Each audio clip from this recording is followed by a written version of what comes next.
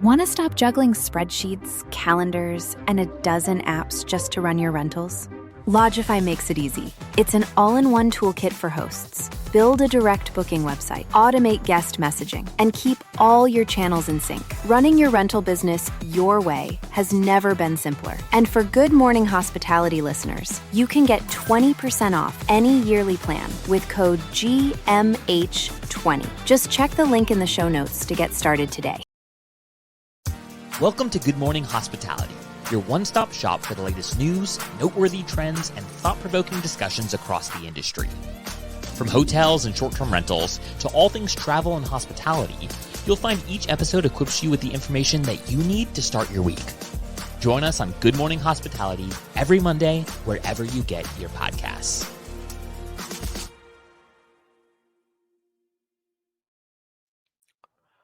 Good morning, Brandy. Good morning.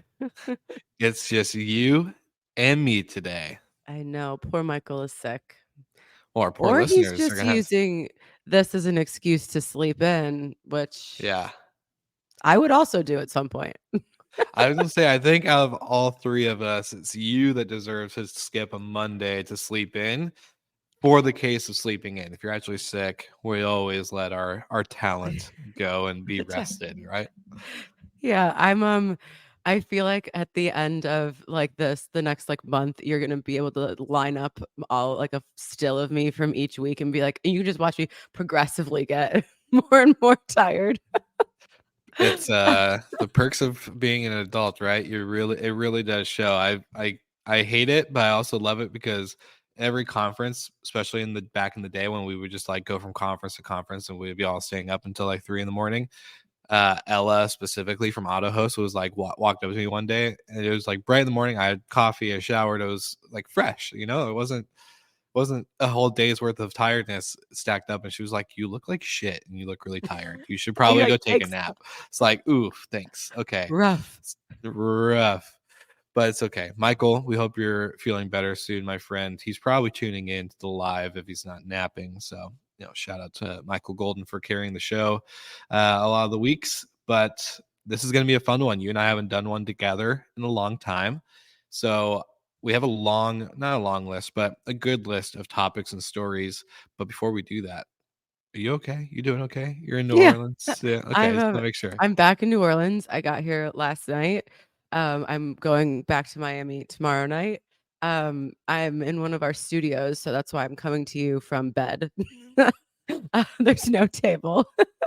But yeah, it's good. I think that the tired is, I mean, obviously it's like fun to like, bitch and moan about it, but it's all good things. We're growing and that's great. It's kind of we've joked that it's not drinking out of a fire hose, it's drinking out of the Hoover Dam. So it's good, but you're like, oh my God, I would love just like a little break. But no, it's good. It's all good problems to have.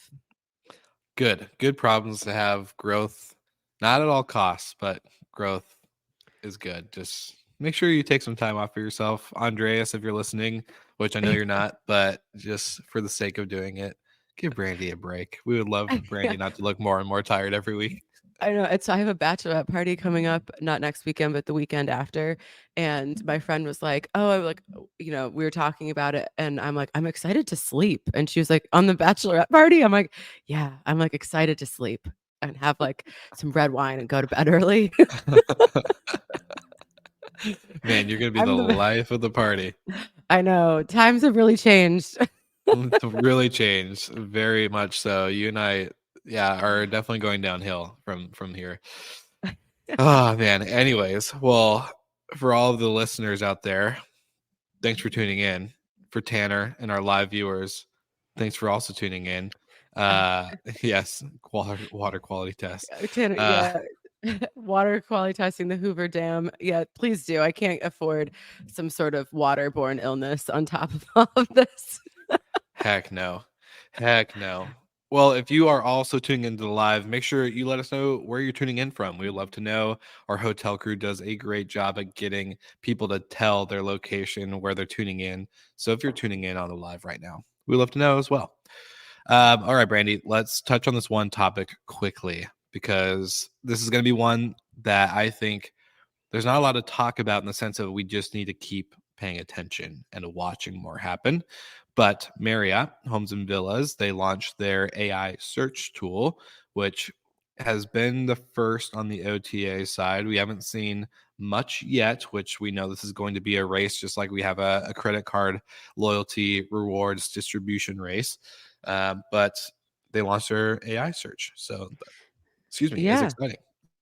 It's exciting, and it's always a lot of these things have been like in talks, and I mean, you're just hearing the word, the letters AI, I think, are just like permanently seared into all of our brains at this point. So excited to see what their search platform is like, and hopefully, I mean, obviously they have a good team over at Marriott, and that they'll do a good job. I think that once everybody kind of catches up in this race, it'll be kind of a battle for the best in terms of like who can really nail this. So good luck to Marriott, and congrats to being, out of the gate first.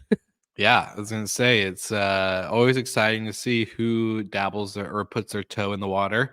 Not saying that others haven't, because we obviously know there's an acquisition on Airbnb side and $200 million bet on AI. There's Booking and Expedia who've been playing with AI tools in the past. It's nothing new from the OTA side, in the sense of back end AI. Now it's going to be the front end user experience, which is going to be really, really interesting, especially for property managers, hoteliers. So again, yeah, keep watching this space. But before we actually jump into the next couple topics, I want to talk about doing something well, and that's our partners at Sojo. They do something very well, and that's making sure that property managers are on top of it when it comes to amenities for their guests. But not only that, Sojo wanted us to let you guys know that they're really good at gifts. And this is a great time, especially as a lot of property managers and hoteliers are getting geared up for a very busy, crazy summer. So gifts is a way for you to leverage the automation to deliver a surprise and delight for your guests upon check-in with gifting. You can also use the gifting for your owners. So if you're trying to retain a good owner that you love working with and is working well with you and your team, use Sojo Gifts. You can claim 30-day free trial with Sojo amenities. Link in the show notes. And of course, I'm going to put it right here into the live video with LinkedIn and YouTube and all that good stuff. So thank you, Sojo, for making this show so awesome. We love working with you. Shout out to Marcia, to Max, and to Joy, and the rest of the team. You guys are great.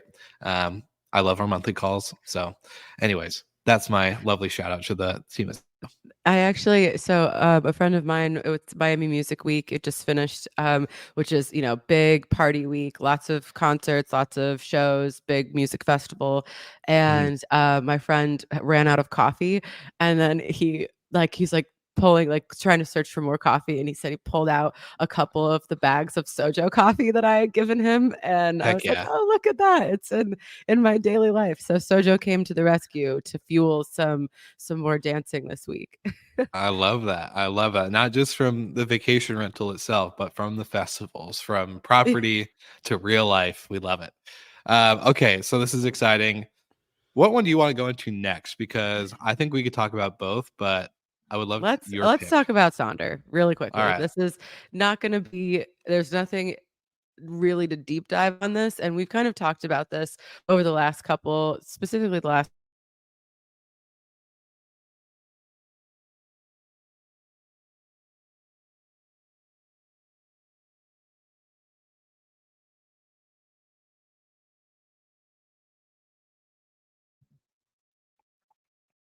Okay. I don't know if this is just me, but if Brandy is frozen, I'm so sorry that you're frozen and I'm interrupting you, or I'm frozen. Either way, I'm going to say for the listeners, the live viewers, the story we're discussing right now is Sonder. Oh, she's back. There she is. I'm back. Okay. I'm so sorry. We're having Wi-Fi repairs at our building, and it's obviously happening here, affecting me. No I'm worries. sorry. I was like, do I jump in now? Am I interrupting her? Did I freeze? I think something's No, wrong, it's but it's we're redoing an entire Wi-Fi system in this building. okay. The suspense. Alondra, I the appreciate suspense. I appreciate everybody being patient. These are the real. This is real life happening. I love it. Okay, let's start from the um, top. Sonder, baby, Start from the let's top. go. Sonder. Okay, so I think that the overarching theme that we've been going over for a long time is that this is a company in crisis, and a lot of people have been paying attention to like their earnings reports and things like that. Like you can see the cash situation, you can make assumptions about what their runway is, all of this. But it seems like the kind of the coming undone has really accelerated in the last couple of weeks, because we have the announcement last week that they weren't going to be able to file their earnings reports in a timely fashion, and that they had to redo 2 years worth of financials. And then this week they're being basically sued by all their investors, and I think that that's kind of a natural thing. I'm not totally shocked. I wouldn't think that they'd Yeah. be able to announce like, hey, we messed up all our financials for 2 years. Definitely when we redo that, it's not going to be positive. It's going to have a negative impact on the financial health of the company, all of that. So I don't know enough about what happens on when in these kind of like legal situations, but I think what we all should be kind of thinking about is like, does this kind of unravel Sonder, or does this kind of push them to spin off into something else? And will we see the company kind of break apart into the more profitable or the more successful sides of the business? They definitely have been having success in the international market and more focusing on hotels or like the powered by Sonders. So this is just, there's not too much to go into here. Although according to the article, if you are a Sonder shareholder and feel you are entitled to compensation, get on the lawsuit. But yeah, so just something to keep in mind, like just keep an eye on how this is going to continue to unfold. I don't think this is the last time we'll see kind of like a spicy headline in relation to Sonder. Yeah, and another note too, I know there's been a couple weeks in a row, not just with Sonder that we've talked about on the show, but we've had, a couple of weeks of Airbnb news and all these other things, right? And we try to make sure that when we're putting these, episodes together, that we're finding the headlines that are relevant, that are, actually something that we think our audience, as there's quite a few live viewers on and we have a significant amount of listeners on episode basis reoccurring, is that we want to find like stories that are actually relevant and that are trackable and something that can be discussed broadly across the sector, at least for short-term rentals. I know our hotel crew does the same, and a couple of our other soon-to-be announced stuff will carry on that same theme. But we're not trying to trash Sonder just because we talk about Sonder multiple times. So like ideally, it's because it's in the news. We're seeing it. We're hearing about it. It's a top. So I want to make that little quick disclaimer, but also for the listeners and viewers. So the law office of Frank R. Cruz announced the investigation that was pushed on from the concerned investors. And the reason why this really did spark up, as Brandy already mentioned, was in December 31st of 2022, the first 3 quarters of 2022, and then the end of 2023, they're like, no longer can you rely on the reporting that we've basically put on. This will impact valuation and impairment of operating leases, the right use of assets and related items. Like it's a whole mess. Like you have valuation issues, you have asset issues, probably cash flow issues. Well, It's definitely going to cash be, flow issues. yeah. It's going to be crazy. And shout out to Terry White. That is what your podcast does best news industry, baby. Anyways, thank you, Terry. Get me excited. Early morning energy up in here. But I just think it's gonna be like you said, Brandy. I don't know. Part of me, in the spirit of entrepreneurship and having the industry in a good light, wants the profitable on the good side to spin off and do something good and become like a good household name. But then also part of me just wants it to be done, like, hey, accept your loss. We have like, not every entrepreneurship or business journey venture is going to be successful. And sometimes it's okay to just let it go. I think, Yeah, I think it's a bit bigger than that now, and so that's where you can't really accept defeat. I think the defeat has to like happen to you. I don't know if there's a way Well, to that's like why I'm bow yeah, out like gracefully. I'm not saying like bow out, but I'm saying like, Yeah. at the end of the day, when it goes out, I don't want the profitable pieces or the good pieces to piece off literally. In the sense of it, just accept the loss and move on. I want them to go to other operators. Wink, Oh, wink, okay, wink. yeah. Yeah, just Uh, kidding. I want the great pieces to do that then too. I want all the things Brandy just said. 100%. But yeah, so something to keep an eye on. And I think it's important, we have in our industry, we have Sonder and Bekasa, who are the kind of like poster children in our business, or no, I mean not poster children, but they're public and they're kind of companies that we can track, like how is the broader public market responding to our industry, and they're just kind of good, kind of like temperature gauges. Obviously a lot of people have a lot of feeling. We will not go down the Vicasa side of this because that could probably be a whole month series and lots of opinions there, but it is just important, I think, to track these things and know like, okay, now that these companies from our industry are under much more broad public scrutiny, where are like the holes in everything and what is working and what is not working and all of that. So yeah, obviously we'll keep, talking about it, but just something to pay attention to. Yeah, especially as the operators that want to grow and you want scale and you want this enterprise version of property management, whether it's in single family homes or urban, finding the holes, as you just pointed out, is great because now you know what not to do. I think it's always a good example. It's like you can look at the people that are great examples you admire, that you want to copy or that you want to emulate, but then there's always good and the bad, which is finding things not to do and how not to go down. Yeah, and I think another aspect of this is funding and how you actually, provide capital to the business. And, going public isn't necessarily like the goal, or shouldn't be the goal for everyone. People might look at that as like, if you're a venture backed company, like, oh, I just go through all these series and I go public and like that's the goal. But plenty of companies that are incredibly successful in our industry have not gone that route at all. So just knowing like that shouldn't necessarily be the like star on the horizon that you're going towards. Making sure that you have your business goals clear in mind, like as long as it's successful and what for your business and what you think is right for your team, then that's what you should be aiming for, not necessarily these other goals or milestones that other companies are striving to achieve.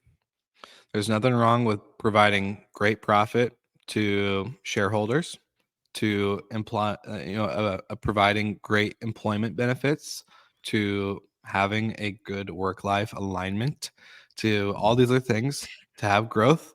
Like these are good things to have.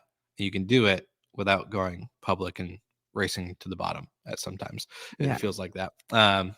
Anyways, so yeah, we'll keep watching on this as we all are probably watching it. But this story is a little exciting for me. I'm a big fan, as a lot of our listeners probably know, of ride sharing, of Uber, of all these great companies that move the world, literally. Shout out Uber and Dara, best CEO out there. Kind of a fanboy Little over here, fanboy but moment. just a little. I only have a few of those in my roster, but I'm a big fan of this recent update. I sent it to our group chat. So there's been, from an investment standpoint, some startups that have received over 250 million of funding from Uber and a couple other venture firms. Which Uber is not a venture firm, to disclaim. They are definitely a great company, but they've finally turned over profit. So having profit on their balance sheet, I think, now allows them to expand and deploy capital a little bit differently than they probably were under the helm of Travis and a couple other CEOs.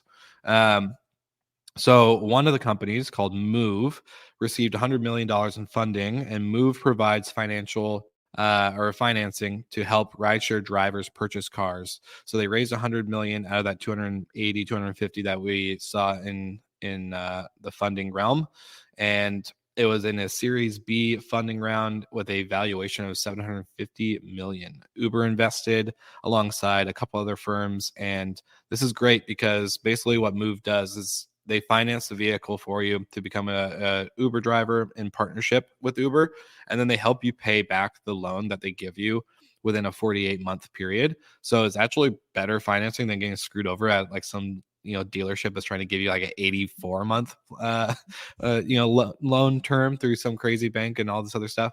So I'm excited for it. I personally have not had a car for like 3 years, and I'm a big fan of ride sharing. So I don't call it ride sharing because I don't share rides with people, but you know what I'm saying. Yeah. Yeah, Uber driving. It's so funny. I'm a Lyft girl through and through, but All right, let's battle it out right now. yeah, it's I think it's really, this whole space is really interesting. I really wonder, oh, I don't know. I'm a little skeptical about a lot of these companies that have come from the gig economy and really how they're going to survive in the long term. But it's exciting to see that like this kind of investment and just kind of activity. I feel like we had like a little bit of a lull, understandably, with just kind of investment activity. So it's nice to see people are in the playground again, I guess. Well, it's funny because it's like we're gonna see more of this, and I'm not gonna share any details without giving out some stuff that probably isn't fully announced or public. But obviously, we saw there was like a huge lift. I think like 2021, early 2022, where there was just it was funding, funding, funding, acquisition, funding, like just tons of activity. Now, obviously, like you said, Brandy, there's a lull, and it's been kind of like, oh, it's nice to get those stories now because you're like, oh, finally, there's some capital going into the market. But now we're seeing, I think, a pattern of companies, not venture firms, companies that turn profit, that do really good cash flow, that have a good sized team. They have this excess profitability and money on the table. Obviously, if investors are paid back and however that company structure is set up, you have to make sure that you're doing what's best for the company first. But now with all this cash flow like floating around and sitting there, yeah, they can deploy it into growth, but sometimes the only way to really grow is by deploying into other companies that help you grow. And I think Uber is smart for this, and you're going to see this more in the space. Muse launched their own venture fund to basically acquire and invest into the industry. You're going to see more of that because I think, you can only get so big until you need to actually deploy cash and other things rather than building everything in house and kind of creating yes, there's vertical integration, but vertical integration can only go so far, I think. And sometimes you just need to go outside your sector. Yeah, well, I'm a pretty vocal fan of not building things in house, but different Well, sides. if Different you're sides. a tech company, Yeah. then you need to build stuff in house. If you're an operator, you should not be building tech in house. Like you, Well, but I Brandy, also you think should for not these be big, building a guesty. no, I would literally, yeah, no. But I think also for these tech firms, though, there's obviously that's like their bread and butter is building technology, but acquiring companies where they can just like skip whole phases of development, and that's how they're going to kind of win that race, I think is smart.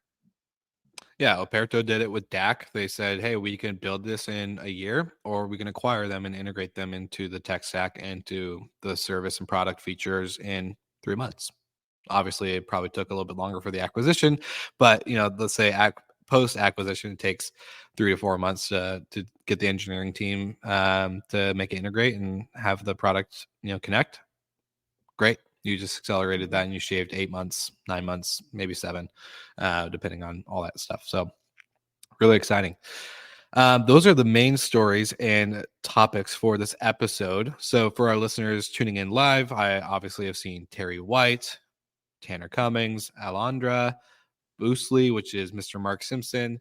One, tell us some things that you guys are hearing, talking about. We would love to know. So that way we either talk about it now or bring it up into a live episode. But Brandy, there's a question I wanted to ask you. And I gave Michael and you a heads up pre-episode, even though Michael is now sick and out. I think it was just his way of avoiding this question. Yeah, his way of avoiding this question.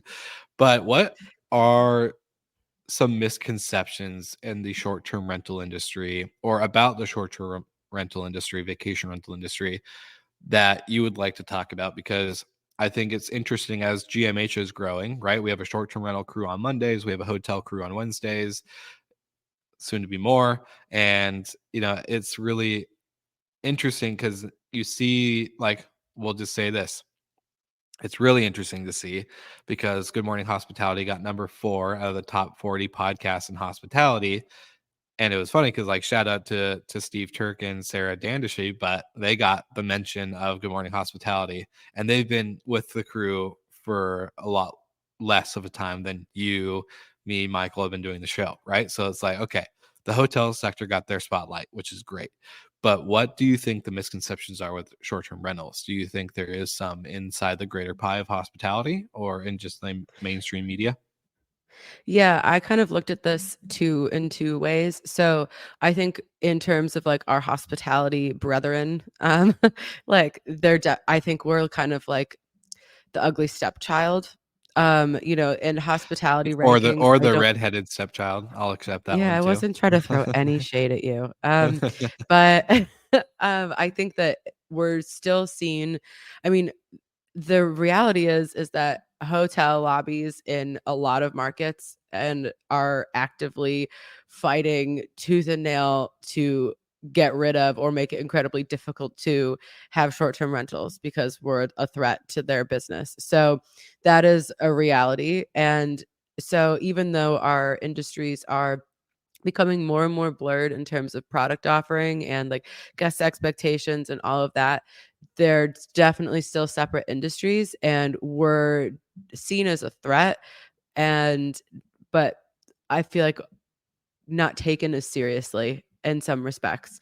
So when big hospitality groups or associations or whatever are aggregating big players in the hospitality space, it's not surprising that hotels are all of those big, like those are the groups that are making the lists or that are considered first or anything like that, because I think the STR is still considered, yeah, just like not as polished, not as professional, that it's a bunch of quote Airbnb hosts. I still think that there's that attitude. And I mean, the hotel crew, not ours, but like in general, the hotel industry is way more corporate, way more, I would say, like polished and um kind of, I think, maybe a little uptight.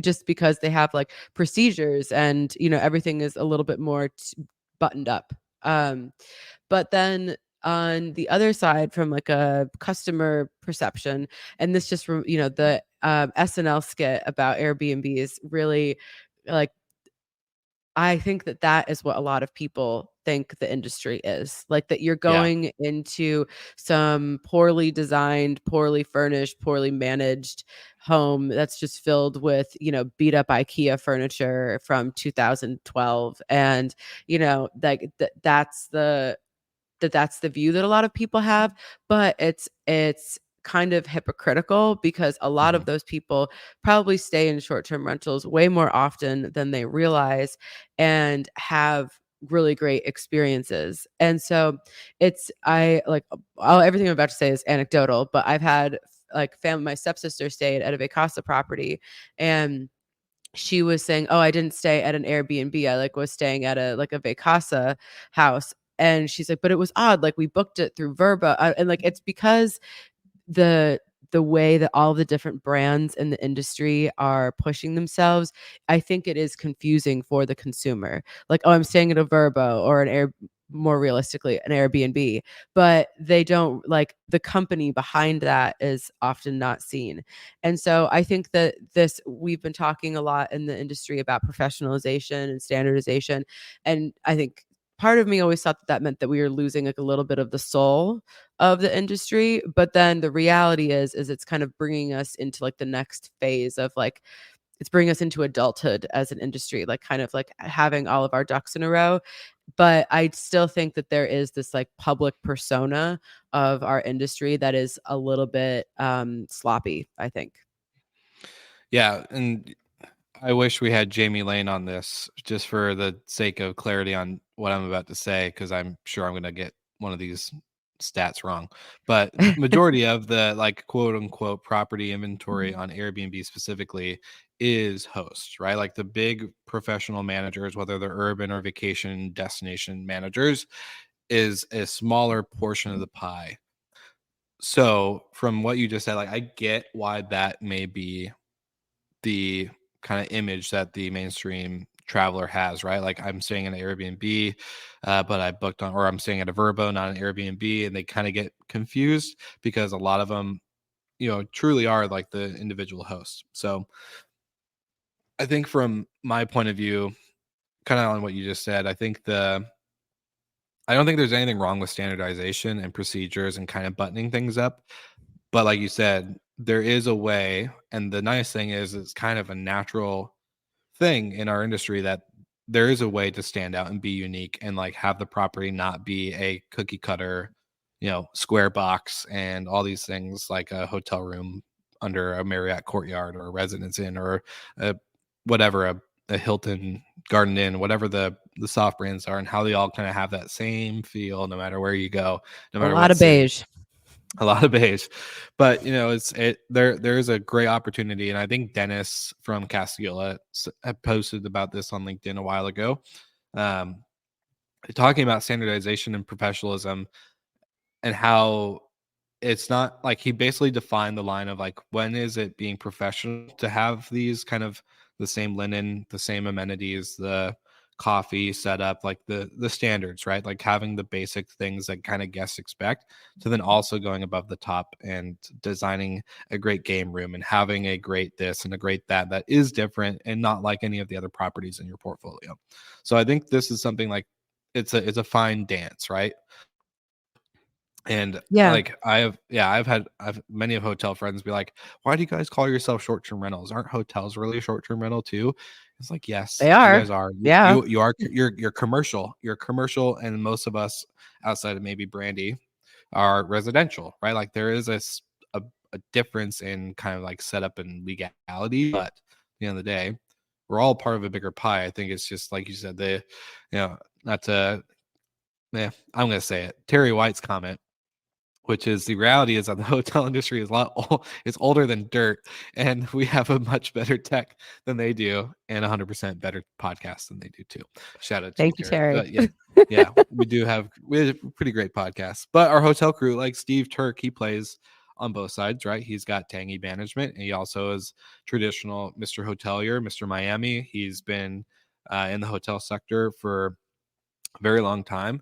So I think, you know, there's not it's not a this or that or us versus them.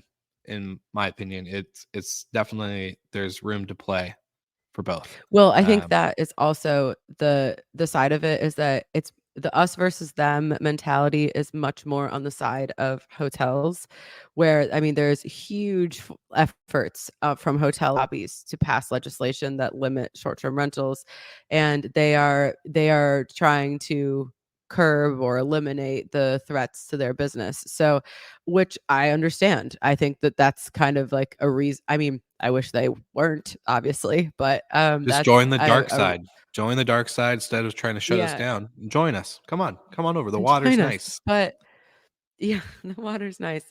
But I think that that's, to Dennis's point about like when do you kind of make something truly unique and doing all of this, and then there's the reality of like I need to add X number of units to. I need to scale to a certain amount in order to make the business viable. And it is inevitable that when you scale that you lose some of that ability, to have like you are going to have there's a reason why there's a lot of beige box hotel rooms, and it's because that was like the easiest, cheapest, most profitable way to expand. So Yeah. it's kind of it's a really delicate dance, and I think I don't know I'm sure there are other operators out there who are trying to grow who can relate to this. It's like, okay, you want to maintain, you want all of your buildings to have the certain same feel or look and all this stuff, and then you're like, or there's the reality of like I have to, like, in order to keep the business growing, I have to accept certain types of product, or I can't be as picky about what goes in every single unit. It really kind Mhm. of depends on the type of business that you're running, I think. Yeah. No, 100% agreed. And we're very small, like compared to you and a lot of other people that we've had on the show or that tune in. We're very much a smaller management company for my business with Adam Knight, Recreation Rentals, shout out. But at the end of the day, our theme, as we are growing, we're getting towards this threshold of we finally find like the property type that we really like, the owner that we really like we do really well in this certain like category. And yes, you can't duplicate that in every market, but as we're growing, it's okay, how do we make sure that a guest that stays with us in West Seattle feels like they're still staying with us in Whidbey Island, in Snoqualmie, in Britannia Beach, Canada, even our property in Orlando, Florida. Like we want them to have the same feel, even though the home is different and unique and the destination is different and unique, but the bathrobes are still the great comfort, the slippers, the sojo boxes and the coffee, the X, Y, and Z's are all the same. And they're all going to feel the same as you go to the property. You know what to expect. And I think like if obviously, like you said, it's going to change as we scale, but if we can make that be a core theme as we bring on new properties and just try our best to stay consistent with that, I think you'll drive that kind of hotel professionalism, button up feel, but also staying unique and kind of creative. I don't know, just kind of my thinking. It's a fun dance. It's a fine line to ride, you know. Mm-hmm. Yeah. Absolutely. You get it. You get it. I get it. I get it. Yeah, she gets it. She gets it, guys. Who am I talking to here? What am I talking about? I don't even know. But anyways, okay. So this has been fun. We're 5 minutes over. I know Terry White wants the show to extend to like an hour long. Unfortunately, it's not in the programming yet, but maybe one of these days we'll start doing longer episodes. Brandy, anything you want to leave the listeners with before we sign off today? No, just, I being more in the operation, like the real day to day, again, in the last like month and a half, it's a slog. The operation side is, and I feel for all the people that are gearing up for high season, getting ready, like trying to get as prepared as possible. And for all the things that go, like, you can plan as much as you want to, and then there's always these little surprises. So I think that the operations teams are really what keep the like all of our businesses going. And I hope you all are well caffeinated and prioritize sleep. Prioritize sleep 100%. I get geek out about sleep as I've been wearing my Whoop and getting all sleep. Nice.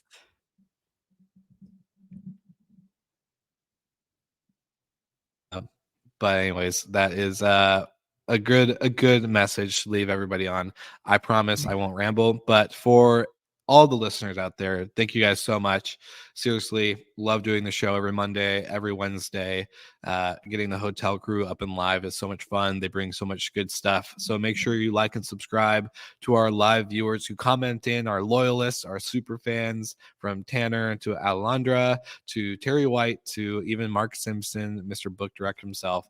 Thank you guys for tuning in on the live show. It makes this even more fun just knowing that there's people tuning in as we're struggling through Wi-Fi issues and Brandy freezing and being one co-host down. It's always a great sentiment to have the community part of this. So thank you guys so much. Like and subscribe. Tune in again on Wednesday with Sarah and Steve, and make sure to see you guys again next week.